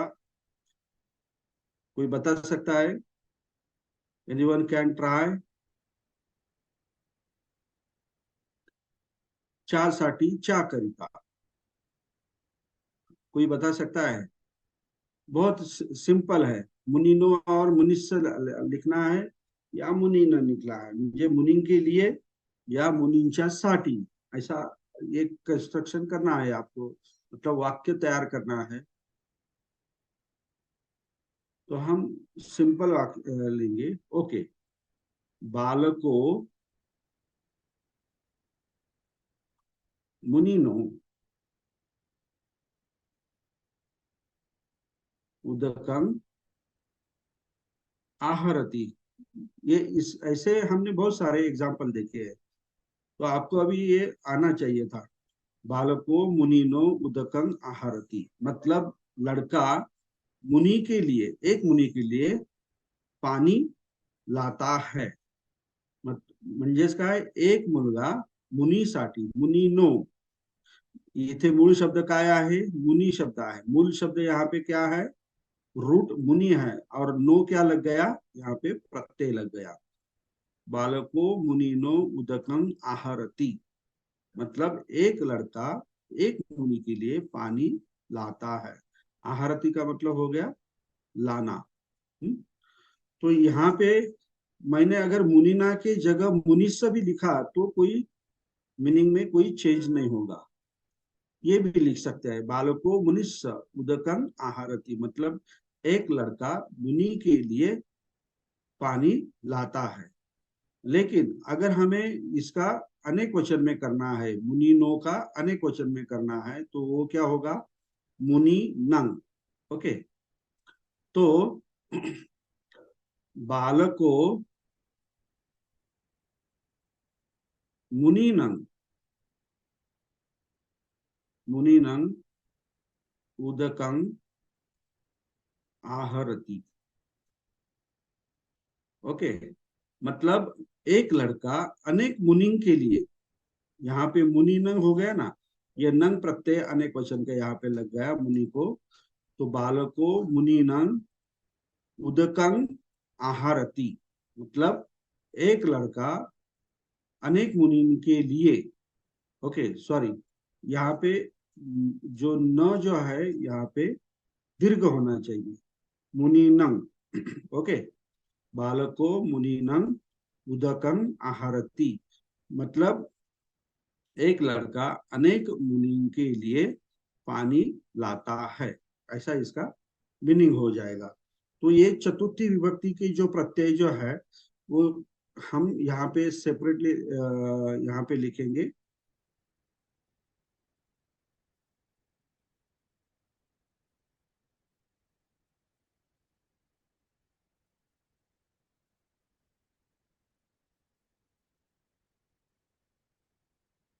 अलग से, तो चतुर्थी विभक्ति का प्रत्यय आ गया स और नो, और अनेक वचन में नंग आ गया।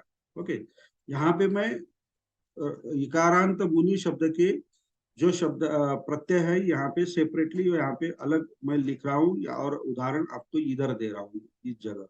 ओके, अभी पंचमी, पंचमी में के प्रत्यय क्या है, पंचमी का अर्थ क्या क्या है, चापासु, मतलब के चापासु मतलब उसके दूर जो है जाता है, इसी अर्थ में होता है चापासु। तो पंचमी की जो प्रत्यय जो है वो है ना, देन मा और मा, ये एक वचन में है। ये एक वचन में, और बहुवचन में क्या है, वो जो ततिया के जो है ही और भी, वही है ही और भी। तो अगर मैंने यहाँ पे दीपी ये शब्द लिया, दीपी, तो दीपी को अगर मैंने ना प्रत्यय लगा दिया तो वो क्या होगा, दी पी ना। मा लगा दिया तो वो क्या होगा, दी पिम मा, और स्मा लगा दिया तो दी पिम मा। ओके, तो ये तीनों का मतलब क्या हो गया, अभी ये पंचमी का प्रत्यय हमने लगाया, तो पंचमी का अर्थ क्या होता है, मीनिंग क्या होता है पंचमी विभक्ति का, चापासु, मतलब बाघ से, मतलब टाइगर से दूर जाने का इसका मतलब हो जाएगा। और अगर इसी दीपी को ही और भी अनेक वचन में लगा दिया तो क्या होगा, दी पी ही, या दी पी भी, दीपी ही दीपी, मतलब अनेक टाइगर, अनेक बाघ जो है उससे दूर जाना, ऐसा इसका मतलब हो जाएगा पंचमी विभक्ति का। ओके, अगर इसका उदाहरण अगर हम ले तो क्या कैसा हो सकता है, क्या होगा उदाहरण, कोई भी दूसरा उदाहरण, ये बाघ का ही लेना है या टाइगर का ही लेना है, ऐसा कुछ नहीं। हम्म,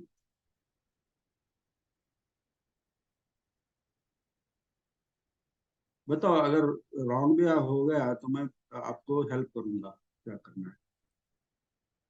तो ये यहाँ पे मैं ना, माँ और माँ लिखता हूँ एक वचन में, और ही और भी ये अनेक वचन पंचमी के प्रत्यय जो है वो। तो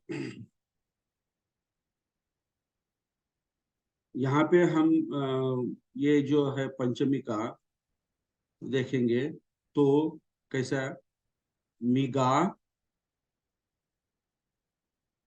मिगा,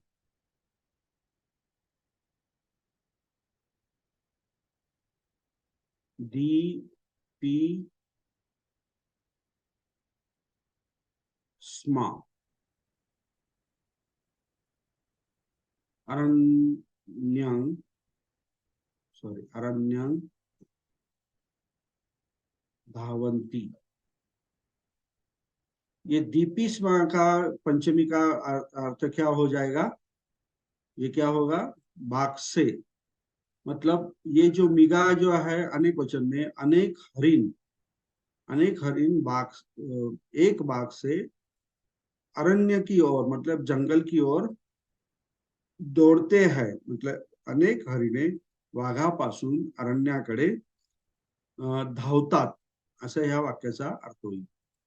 आणि अगर यही मुझे अनेक वचन में करना है तो क्या लिखेंगे?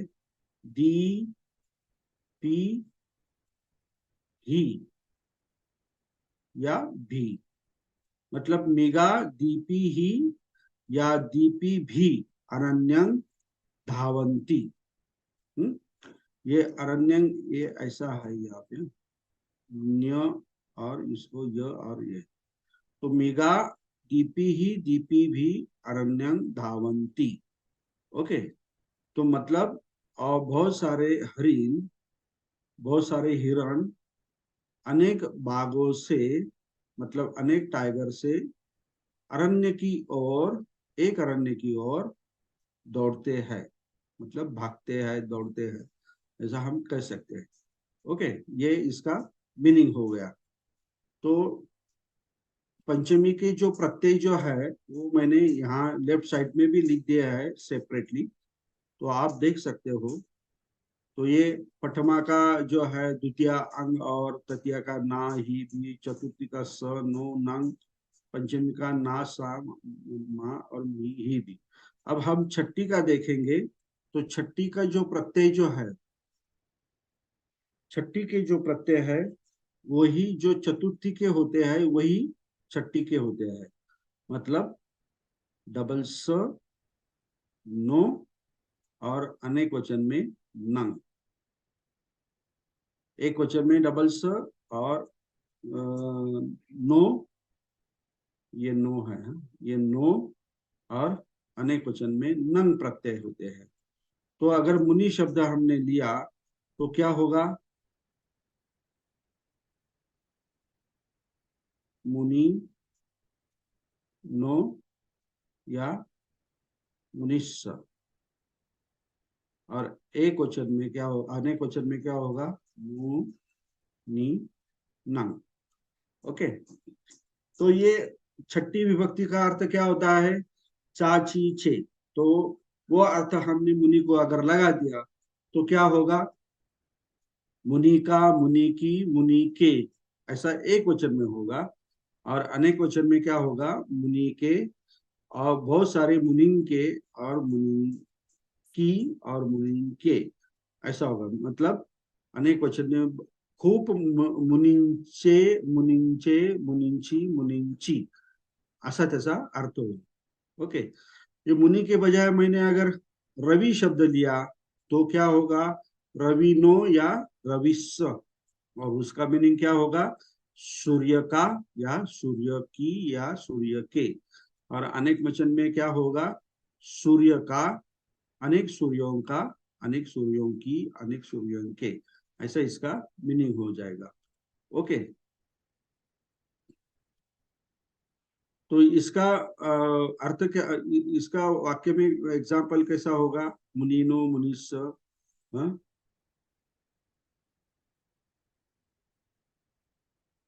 बालको,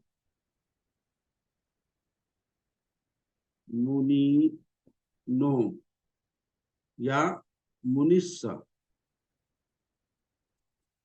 शिवरन नेति. मतलब एक बालक एक मुनि का, मुनि के चिवर ले जाता है. ले ले जाता है. नेति का मतलब होता है ले जाना. हाँ, नेति. तो बालक को एक मुनि का चिवर जो है वो ले जाता है, इसका मतलब हो गया. और अगर हम देखें अनेक वचन में तो मुनिनो या मुनिस्य के जगह पे क्या लिखेंगे अनेक वचन में? मु नि नंग. ओके. तो एक बालक अनेक मुनि के चीवर ले जाता है, ऐसा इसका मीनिंग हो जाएगा। ओके, तो इसी तरह ये छठी विभक्ति के जो प्रत्यय है यहाँ पे मैंने लिख दिया है, स और नो और अनेक वचन में नंग। ये आपको ये ध्यान में रखना है। ये जैसे बुद्ध शब्द के जो प्रत्यय है आपको ध्यान में आपने रखा है, उसी तरह ये इकारांत शब्द की जो प्रत्यय है हर एक विभक्ति में, के ये आपको ध्यान में रखना है। तो वो कैसे ध्यान में रखना है ये भी मैं आपको बताऊंगा, ताकि आपको कोई परेशानी नहीं होगी। तो यहाँ पे बहुत सारे ट्रिक्स है, वो मैं आपको बताऊंगा कैसे ध्यान में रखना है, तो आपको कोई तकलीफ नहीं होगी। ओके, और लास्ट वन जो है, लास्ट वो क्या है, सप्तमी विभक्ति। तो सप्तमी विभक्ति का मतलब जो है ये आपको पता है क्या है। सप्तमी विभक्ति का मतलब चा वर, चा खाली, चा बाहर, आत, मतलब अंदर बाहर ऊपर नीचे।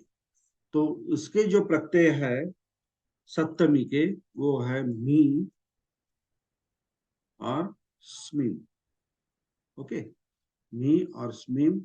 और यहाँ पे सु, सॉरी अनेक वचन में सु और सु, मतलब यहाँ पे सॉरी ये ऐसा नहीं है, सुई है।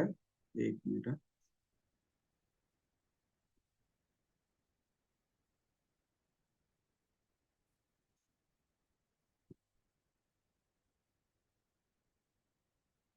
सु, मी स्मी एक वचन में और सु जो है ये अनेक वचन में है। तो ये प्रत्यय अगर मैंने यहाँ पे पति को लगा दिया, हाँ पति को लगा दिया, ये पति शब्द है यहाँ पे, वो ले लिया, तो क्या होगा, पतिम्ही या पतिस्मिम ये एक वचन में होगा, और पतिसु ये अनेक वचन में होगा। और उसका मतलब क्या होगा, पति के ऊपर, पति के नीचे, अंदर और बाहर, और सु लगा दिया पति सु, तो क्या होगा, अनेक पति के ऊपर, अनेक पति के अंदर, अनेक पति के बाहर, ऐसा इसका होगा। लेकिन हमने कौन सा शब्द लिया है, मुनि शब्द लिया है एग्जाम्पल के तौर पर। तो मैं यहाँ पे वो ये जो प्रत्यय है मी स्मी और सु, ये यहाँ पे मुनि को लगाकर यहाँ पे लिखता हूं, मुनि मी मुनिस्मिन, ये एक वचन में हो गया, और अनेक वचन में मुनि सु और मुनि सु। यहाँ पे अगर देखेंगे आप, यहाँ पे मैंने दीर्घ तो लिखा ही है, ये तो कंपलसरी है, बहुवचन में दीर्घ ही लिखना है, लेकिन ऑप्शनल यहाँ पे आप ह्रस्व भी नी लिख सकते हो। तो दोनों जो है ये बहुवचन में हो गए, मतलब ये सु जो है, लेकिन उसको चेंज नहीं करना है, नी को चेंज करना है। एक बार ह्रस्व भी लिख सकते हैं आप, या दीर्घ भी लिख सकते हैं अनेक वचन में। तो ये मुनिम मी मुनिस्मिम का मतलब क्या हो गया, मतलब मुनि के ऊपर, मुनि के नीचे, या अनेक मुनि के ऊपर, अनेक मुनि के नीचे, अंदर या बाहर। ओके, तो अगर एग्जाम्पल के तौर पर हम अगर ले, उसके उदाहरण ले, तो क्या ले सकते हैं हम उदाहरण,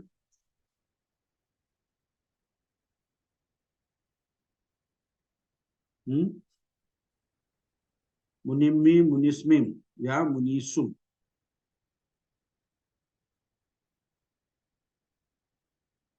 क्या उदाहरण क्या ले सकते हैं, कोई बता सकता है? मराठीतून सांगा, आपण त्याचं इंग्रजीतून आपलं पालीमधून करू किंवा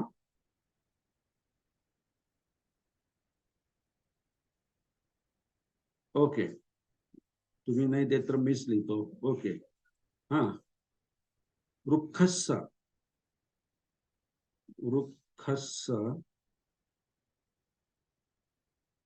पुफ्फानि, पुफ्फानि मुनि, मुनिम्हि।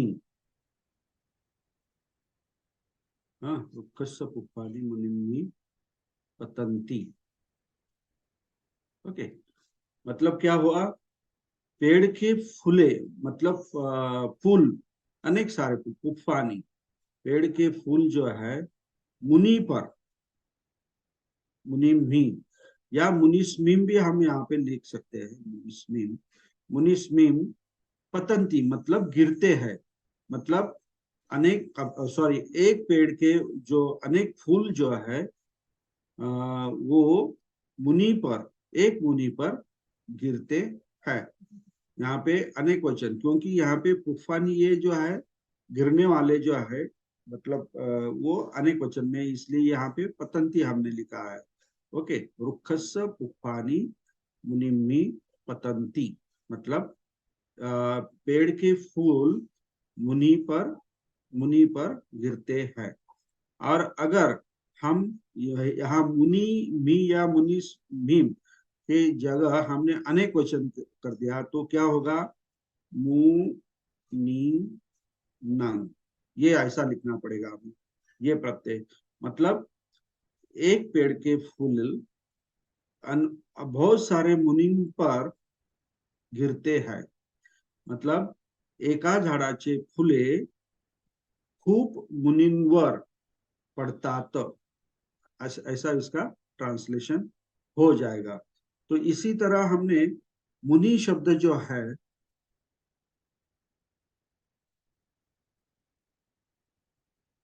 इकारांत शब्द, कौन सा शब्द है मुनि, इकारांत शब्द। ओके, इकारांत, तो इकारांत जो शब्द है मुनि के अलावा बहुत सारे दूसरे शब्द भी हमने देखे, जैसे रवि, ईसी वगैरह, तो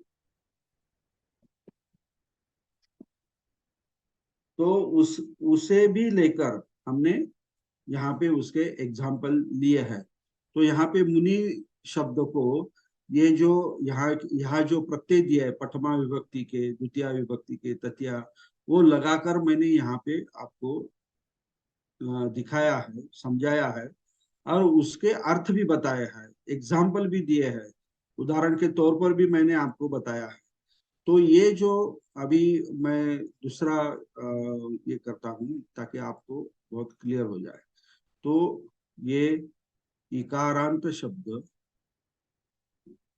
हमने मुनि लिया है, मुनि मतलब ह्रस्व, तो यहाँ उसका प्रथमा विभक्ति, द्वितीय विभक्ति, तृतीय विभक्ति, चतुर्थी विभक्ति, पंचमी, छठी और सप्तमी, यहाँ पे मैं एक वचन लिखता हूँ और यहाँ पे बहुवचन लिखता हूँ, यहाँ पे उसका अर्थ लिखता हूँ। ओके, तो बहुत सिंपल है। प्रथमा विभक्ति इकारांत शब्द जो होता है एक वचन में जो जैसा दिया है वैसा ही लिखना है, उसमें कोई बदल नहीं करना है, चेंज नहीं करना है। ओके, लेकिन बहुवचन में अगर वो ह्रस्व है तो उसको दीर्घ करना है और यो प्रत्यय जोड़ना है। यो प्रत्यय जोड़ने के पहले क्या करना है, उसका जो ई जो स्वर जो है उसको क्या करना है, उसका लोप मतलब उसको निकालना है। वो नहीं, वो निकालने के बाद जो भी रहेगा, अभी यहाँ पे न रहता है तो वो न लिखना है और उसे यो जोड़ना है। अगर रवि, रवि शब्द मैंने लिया तो ये यहाँ का ई जो है रव प्लस ई, तो ई को हमें नष्ट करना है, तो वो क्या हो जाएगा, रव, और वो ये यो यहाँ पे जोड़ना है, रव यो, ऐसा यहाँ पे हो जाएगा। ओके, द्वितीय का जो एक वचन का प्रत्यय है अंग प्रत्यय है, और द्वितीय का अनेक वचन में ये भी जैसा ऊपर का है, ऊपर दिया हुआ है वैसा ही रहेगा। तृतीया का जो प्रत्यय है वो ना है, और यहाँ पे ही और भी अनेक वचन में है। चतुर्थी का डबल स है या नो है, और यहाँ पे अनेक वचन में नंग है।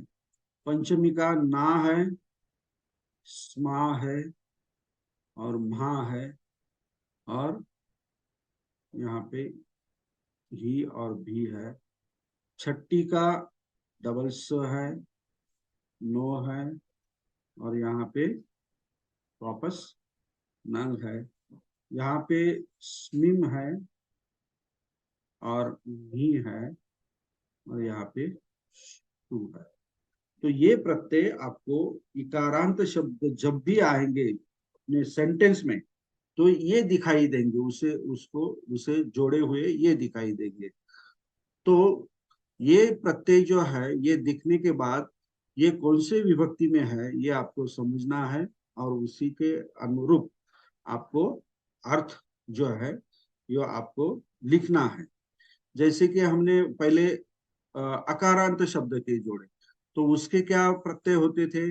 यहाँ पे ओ होता था और अनेक वचन में आ होता था, फिर अंग होता था, फिर क्या ए होता था, यहाँ पे एन होता था, सॉरी ये ऊपर नीचे हो गया, आपको कुछ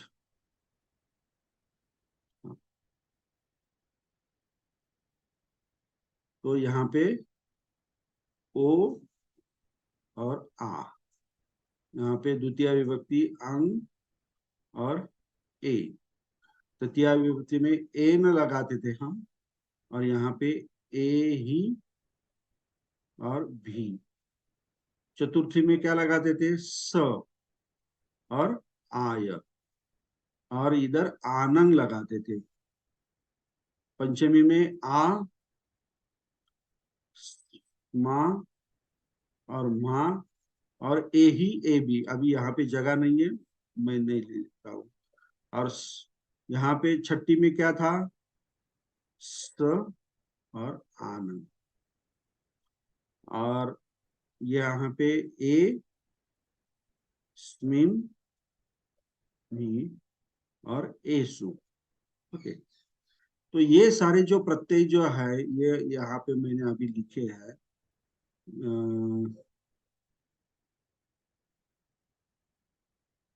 ये क्या है?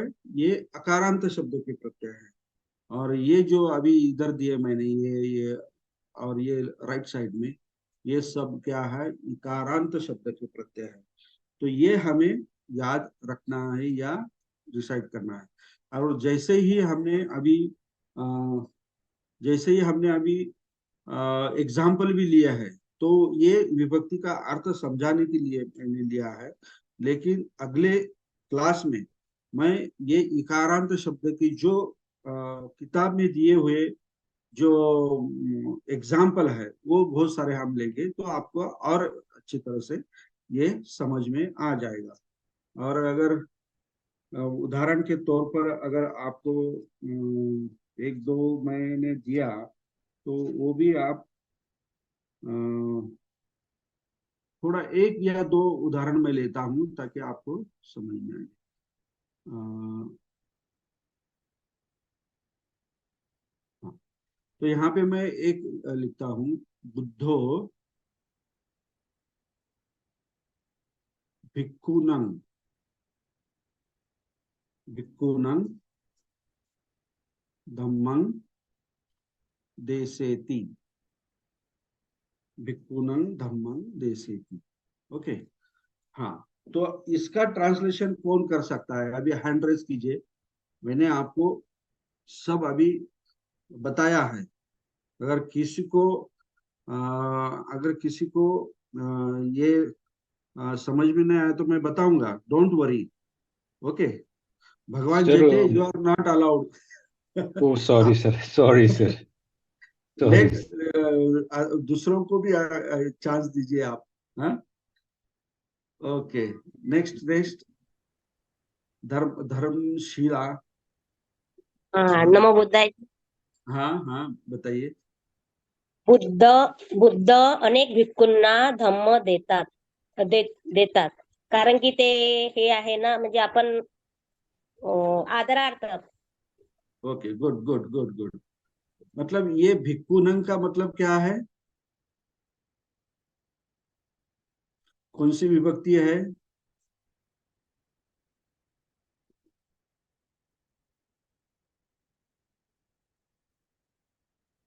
धर्मशिला मॅडम, तुम्ही ट्रान्सलेशन केलं, परंतु मला भिक्खुनंगचं हे पाहिजे, एक्सप्लेनेशन पाहिजे। हे काय आहे, त्याचा प्रत्यय काय, मूळ शब्द काय वगैरे वगैरे। आणि द्वितीय विभक्ती। ओके, चुकलं तुमचं। नेक्स्ट कोण आहे? संजीव गौतम, अनम्यूट संजीव गौतम। नमो बुद्धाय सर। हाँ, नमो बुद्धाय। हाँ, बताइए। बुद्ध भिक्षुओं को धम्म देते हैं। बुद्ध भिक्षुओं को धम्म देते हैं। ऐसा ट्रांसलेशन है जी। रॉन्ग है, रॉन्ग। और कोई? देवयानी पाटिल।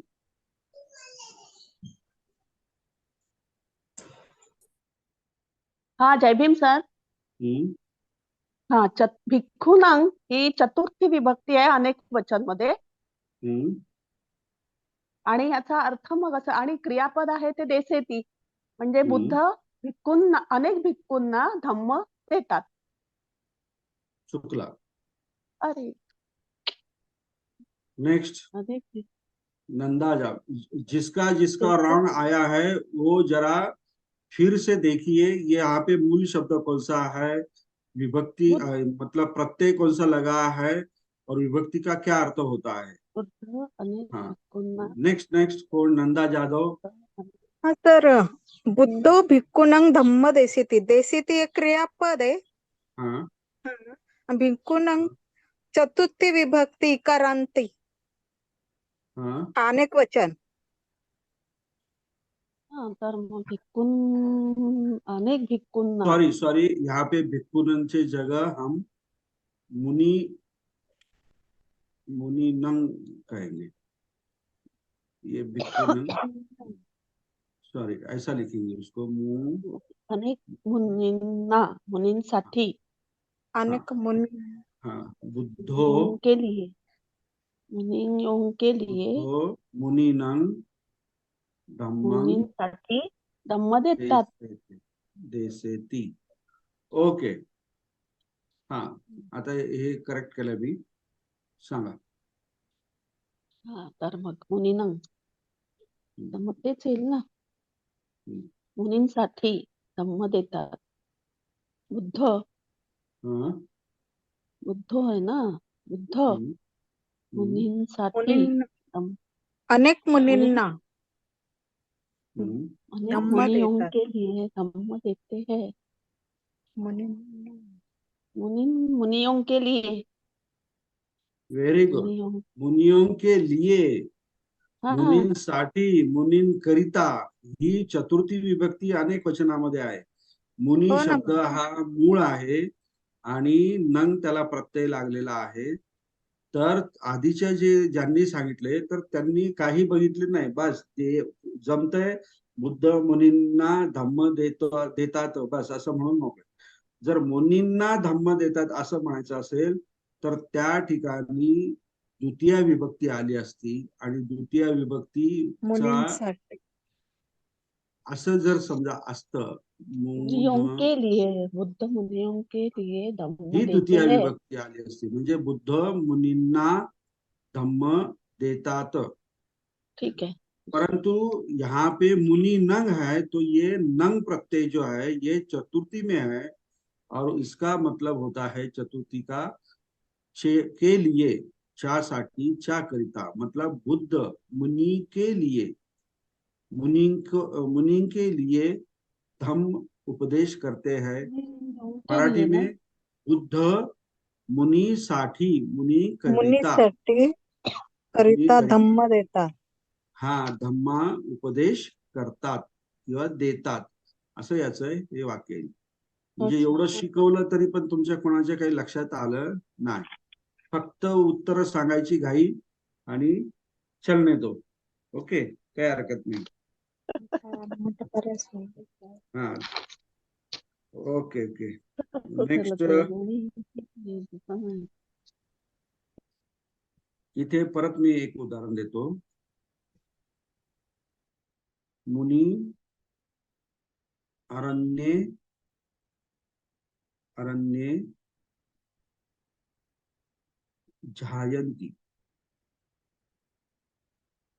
झायंती झायंती म्हणजे काय? ध्यान करतात. हा, ध्यान करतात. झा म्हणजे काय? ध्यान करणे. आता याचं मला घाई करू नका. आलं लक्षात? प्रत्येक शब्द काय आहे, त्याचा प्रत्यय काय आहे, कोणत्या विभक्तीमध्ये आहे, कोणत्या अंताचा स्वर शब्द आहे, स्वर अंताचा शब्द आहे. इथे मी 2च दिलेले आहेत फक्त, पण व्यवस्थित सांगा. हा, वैशाली मॅडम. जमीन सर, हाँ। मुनि अरण्य में ध्यान करते हैं। अरण्य सप्तमी एक वचन। अरण्य सप्तमी एक वचन. Very nice. ओके, और ये मुनि? मुनि प्रथम।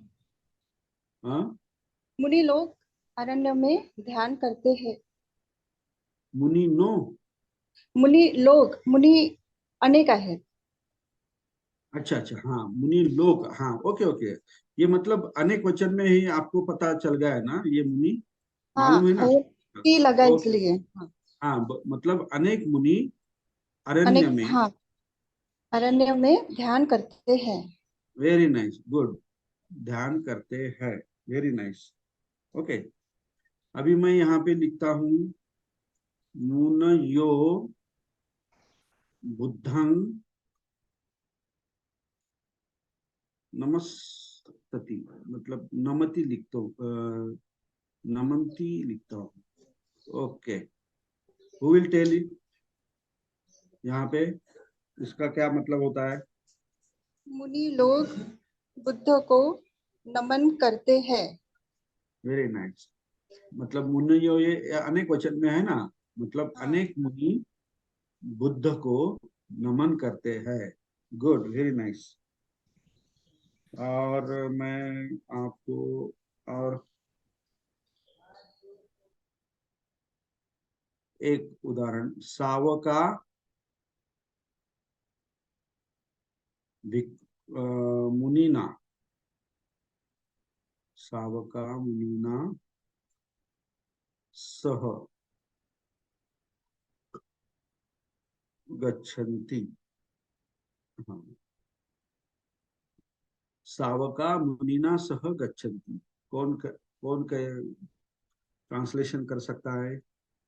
संजू जी गौतम. यस, संजू जी गौतम एक्सपर्ट हो गया अभी. क्या बोलिए? श्रावक मुनि के साथ जाते हैं, मुनियों के साथ जाते हैं। नो नो, मुनि ना। क्या होगा? Next, Pragya. Pragya madam. Who is this Pragya madam? मी प्रज्ञा वाघ, तुमची स्टुडंट. मला तेच कन्फर्म करायचं होतं. म्हटलं आपले विद्यार्थी प्रज्ञा मॅडम तर नाही ना? हो, तुमचे. छान, तुम्हाला बघून आनंद वाटला मला. Thank you sir. आता गच्छन्ति अनेक वचने जातात, त्यामुळे सावका अनेक श्रावक. मुनींनी रस्व असल्यामुळे तृतीया एकवचन येतो. Very good. कारण ते रस्व आहे. तर म्हणजे हे अनेक श्रावक मुनी सोबत जातात.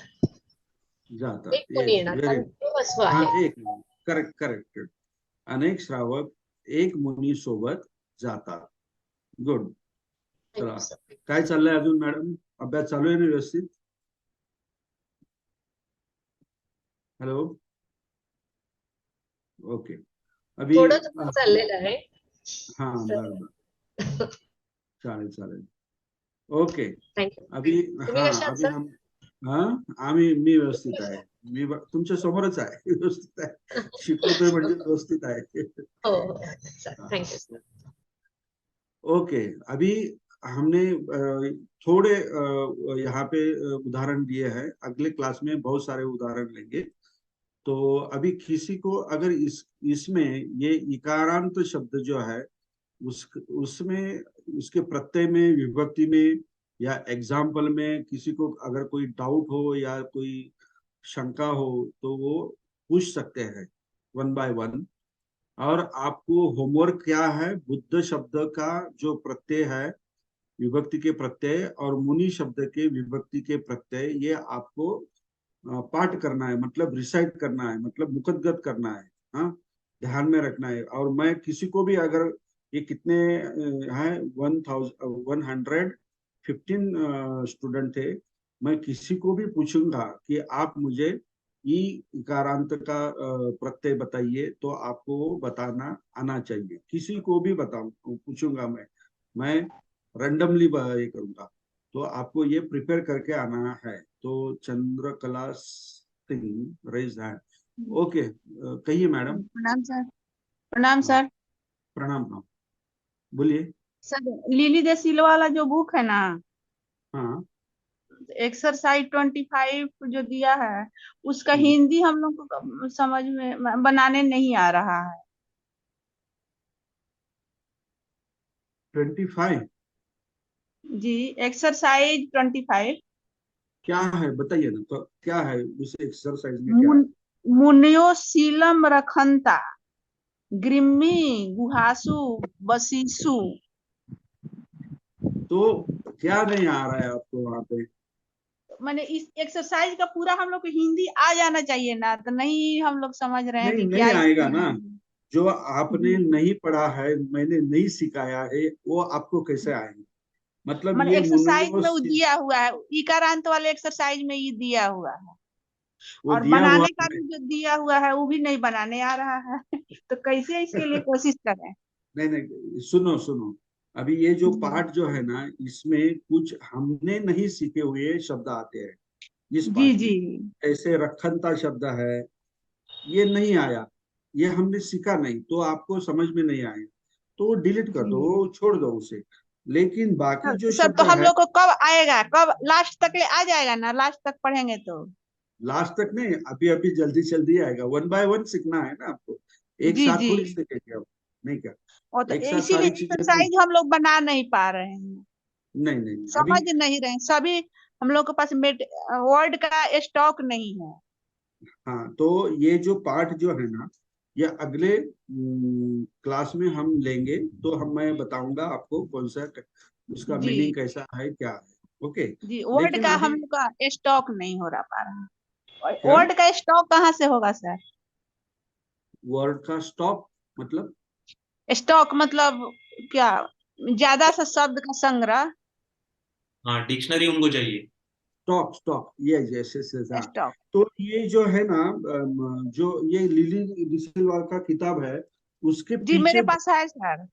हाँ, तो इसके पीछे बहुत सारे शब्द दिए हुए हैं, सब शब्दावली अच्छा दिए हुए है, और ये वर्ब दिए हुए हैं, नाम दिए, बहुत सारा संग्रह है उसमें। अगर आप रोज 10 भी पाठ कर ले तो आपको कोई परेशानी नहीं होगी, मतलब जी, थोड़ा थोड़ा याद कर रहे हैं उसको। हाँ, याद कीजिए, याद कीजिए।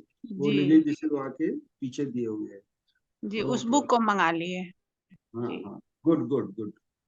अच्छा ठीक, अच्छा। कहाँ से बोल रहे ठीक हैं है, आप? हम तो बिहार से बोल रहे हैं, सिवान। सीवान से बोल रहे हैं? अच्छा अच्छा, Bihar ji, Bihar Bihar. Siwan. Okay, thanks thanks. अभी बिहार हाँ। में आपको ये पाली भाषा यहाँ से पढ़कर बिहार में पूरे बिहार को पढ़ाओ आप, मतलब बुद्ध की हमने तो भूमि कुछ को। अभी हम लोग नहीं अभी समझने का प्रयास कर रहे हैं, अभी पूरा से नहीं पढ़ रहे हैं। नहीं, अभी अभी ठीक है, तो ये ठीक। शुरुआत है। ठीक है, ओके, जी नेक्स्ट। ठीक है, प्रणाम सर। ओके, कोई है, किसी को कुछ पूछना है? नहीं तो हम यहाँ पे कंक्लूड करेंगे अपना ये मीटिंग। ओके।